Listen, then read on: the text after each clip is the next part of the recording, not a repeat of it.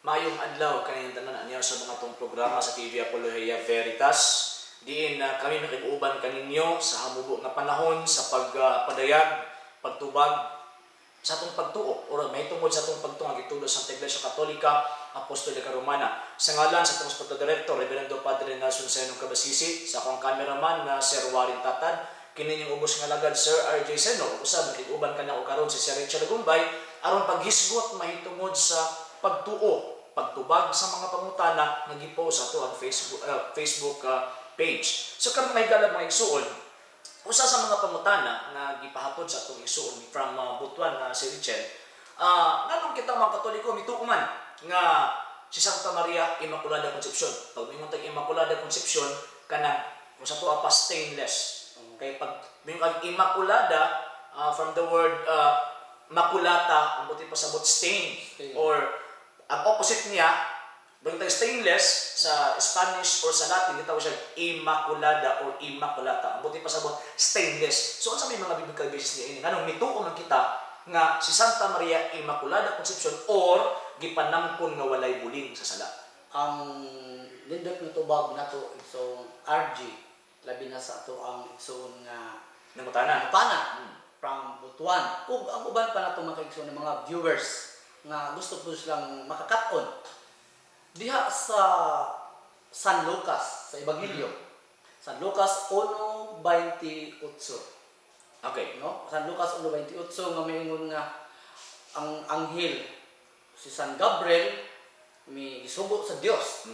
Nakadto ka sa Santa Maria. So ang iyang mensahe dili iya sa Dios. Iya sa Dios niya Para kita sa ni Santa Maria. ano kaya para ka Santa Maria. Okay. So mingon dito, Hail Mary, full of grace. So kining pagka puno sa grasya.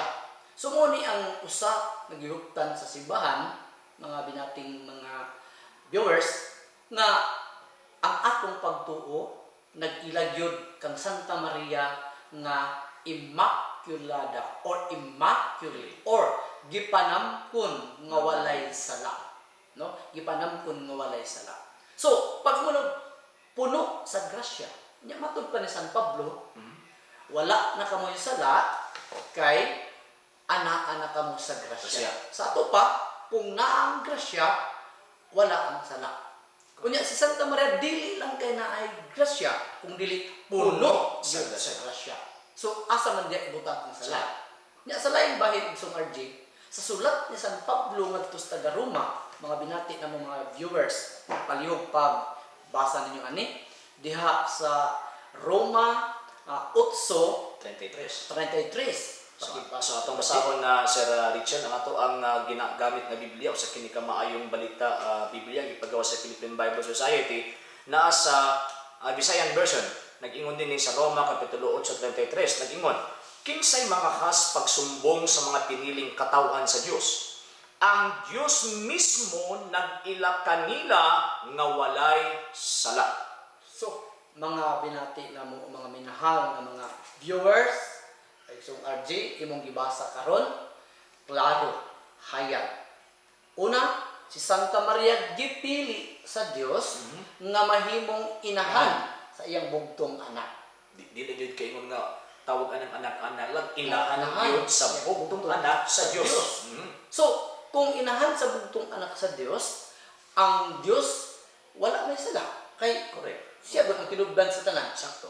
So, dili pwede na ang butangan, ang sudlan sa anak sa Dios dunay lama sa kasalanan o kasaypanan. Kay sumala pa ni Job 14:4 walay butang hinlo nga makuha gikan sa ugaw. So imposible nga ang butangan sa manluluwas, ang butangan sa anak sa Dios nga walay buling o walay mansa na ay mansa. So mahimo siyang tawag anang sukwahi sa barugayan sa Dios.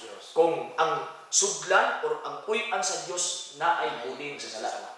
So, mo na nga tungod na kay ang Dios mo'y nagbuot, mahimong siyang inahan sa anak sa Dios, mao na nga iyang giandang daan ang maong babay na kini maprotektaan sa grasya aron hawa gyud siya sa sala aron diha mapuyok ang iyang anak. Mo na niingon siya kinsa may mga ahas na sa pinili kong katawhan nga na ang Dios nag-ila kini nga. nga walay sala. So ang bot ipasabot kamo dinha kung argue mo nga si Maria gipili sa Dios, si Santa Maria gipili sa Dios, unya ingon ang Dios matupad ni San Pablo, kinsay mo mangahas pagsulti sa bato sa pinili sa Dios. O Ang Dios nag-ilang yun kanila. nga walay sala. Klaro? Klaro kayo. Si Santa Maria gipili sa Dios, unya ang Dios nag-ilat kaniya nga walay sala. Ergo si Santa Maria walay sala. So ang buti pasabot mga higala mga igsuon na usa ka balikwaot nga paminaw na kung muingon ta si Santa Maria na ay sala, unya diha nagpuyo ang atong manluluwas nga nagluwas ka nato gikan sa sala.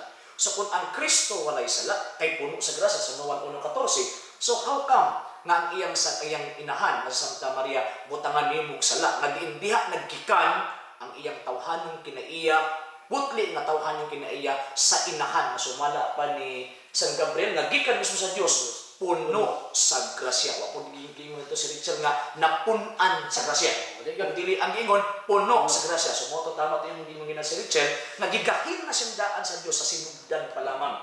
So ang anghel mingon puno sa grasya, wala napunan sa grasya.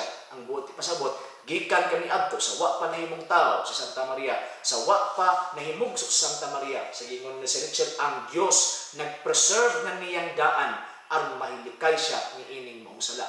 Mo nang gingon ni Santa Maria si Richard sa mahang inahan sa Lucas 1:47 nga ang iyang kalag nagmalipayon tungod sa Dios nga iyang manuluwas. Pero inundo man nato Sir RJ, lipay kay Santa Maria, pero awa na lipay Ang mga ang mga sulat ng mga dili katoliko. Ngano man, yun sila nga, kung wala pa yung sala, kana pa lagi gamit ng mga pulong ni Santa Maria. Yung pa nga, kung wala pa yung sala sa Santa Maria, Kan kinala siya manuluwas. luwas. Wa sila kabantay nga ang salvation na ay gitawag og salvasyon preventiva o salvasyon restorativa. Unsa man na si Richard? Okay. Kung mas maayo nga atong isulti sa yano, o sa kanang experience yun natong mga tao. Okay. Dili sa pananglitan, kung sa ganing very active karon nga virus. Zika virus. Zika virus. Di ba? Sa mga lugar nga na ay epidemya dito, ang kadtong nataptan gitambalan.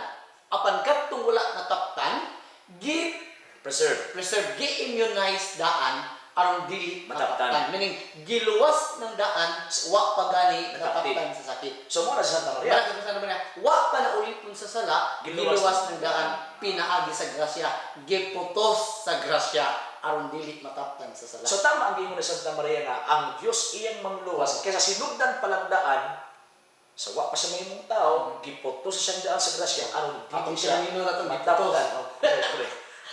Para dili siya mataptan ni anang maong gitawag og sala. So ang buti pasabot, tama ang atong pagtuong Katoliko, tama ang gitulo sa Iglesia Katolika, Apostolika Romana, ug tama usab ang atong pagtuo si Kristo walay sala, kay duwa magiging siya sa puno sa grasya, apan kining Kristo nga walay sala nagikan sa usa ka babae nga putli usab nagigahin ng daan sa Dios, giputos sa grasya, ang termino ni si Richard, giputos sa grasya aron mamahimong mamahimong inahan sa Dios nga nahimong tao. Kung mga higala mga igsuon tungod sa kabubuo sa panahon, sunod magkita-kita og magdugana gyapon sa umaabot og sa paghatag ng question sa ato ang Facebook page o maningkamot mi sa pagtubag. Ug sa ngalan sa Spiritual Director, Reverendo Padre Nasulsano Kabasisi, kami kay Pari Maningil kaninyong mingon et veritas liberatis cos.